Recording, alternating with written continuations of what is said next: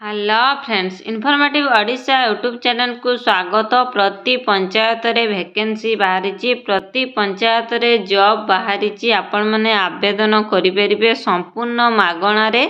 बयस रही 18 रु 45 वर्ष भितर, दरमा 25,000 पर मंथ। लास्ट डेट अच्छी 21/9/2024 बा 21 तारीख अच्छी लास्ट डेट। जीआरएस पदवी, मार्टन पदवी, एमती बहुत किछि पोस्ट वैकेंसी बाहरी। समस्त जिलार पिला माने आवेदन करें। प्रत्येक पंचायत रे पोस्ट वैकेंसी बाहरी। योग्यता 10th +2 किंबा ग्रेजुएशन होइतिले आपण ठारे आवेदन करें। अप्लाई वर्तमान ही अप्लाई करंतु। ऑनलाइन ऑफलाइन माध्यम रे आवेदन हबो।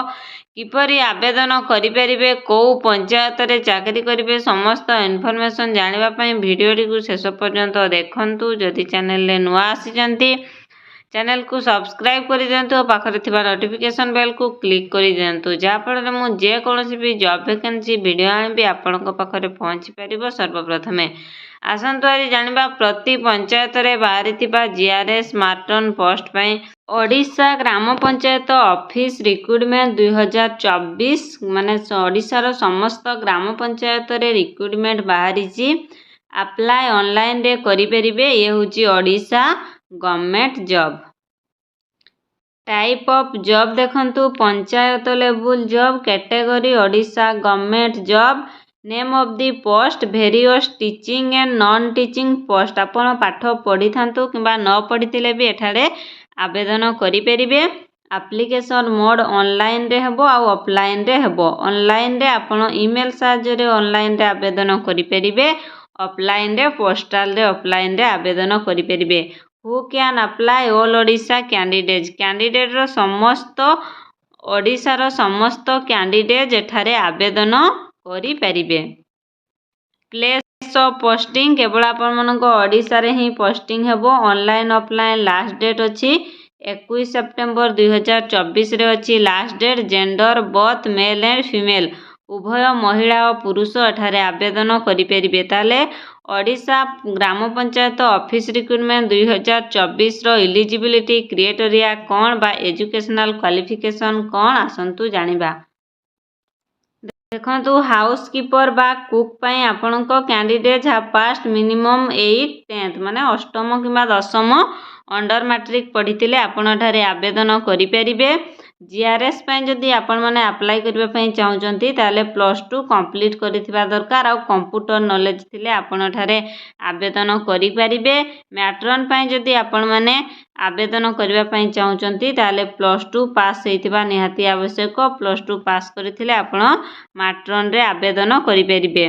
ताहले हाउसकीपर जीआरएस आपण मनकर हाउसकीपर जीआरएस और मैट्रन पोस्ट बाहरी।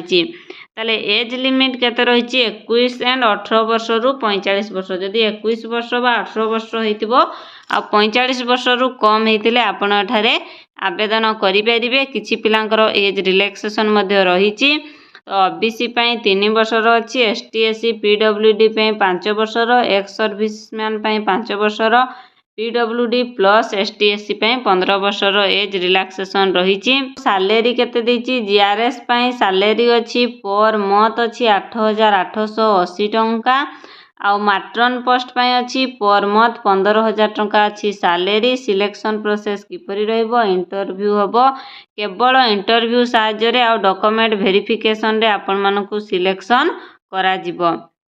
ताले एप्लिकेशन फी केते रहिछि? कोनोसी कैंडिडेट पई एप्लिकेशन फी नाही। आपण माने एठारे पूरा फ्री रे आवेदन करि परिबे।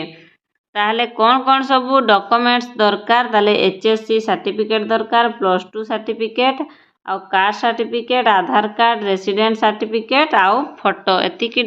आसंतु जानिबा आपण किपरि ऑनलाइन रे आवेदन करि परिबे। आपण निजो फोन रो गूगल को जिबे बा क्रोम को जिबे। क्रोम रे जेकी सर्च करिवे odishajob.com रे सर्च करि सारला परे आपण मानकर एपरि आसी जिवो। देखंतु ओडिशा गवर्नमेंट जॉब आपण सेठारे क्लिक करिवे। क्लिक करि सारला परे पूरा डिटेल्स आसी जिवो। देखंतु आपण गटी ओडिशा ग्राम पंचायत जीआरएस रिक्रूटमेंट देइछि, आपण एठारे क्लिक करि परिबे।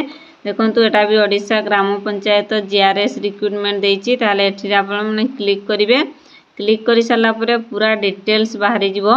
देखंतु जिला परिषद गंजाम रे माने पोस्ट बाहरी ऑलरेडी मु आपण मानकु ये होची गंजाम जिला रे जीआरएस पोस्ट रो वैकेंसी अछि पूरा डिटेल्स माने को कैटेगरी पे केते पोस्ट वैकेंसी अछि देखंतु यूआर पे अछि 226 टी पोस्ट एससी बीसी पे अछि 40 टी एससी पे 76 टी एसटी पे 50 टी अछि पूरा डिटेल्स दे देछि देखंतु माने 8880 टंका भी अछि माने सैलरी अछि पूरा फुल डिटेल्स दे देछि आपण माने चाहिले आवेदन करि परिबे जदि आपण नोटिफिकेशन पीडीएफ देखिबा पई चाहउचंती ताले नोटिफिकेशन पीडीएफ रे आपण क्लिक करिकि नोटिफिकेशन पीडीएफ देखि परिबे।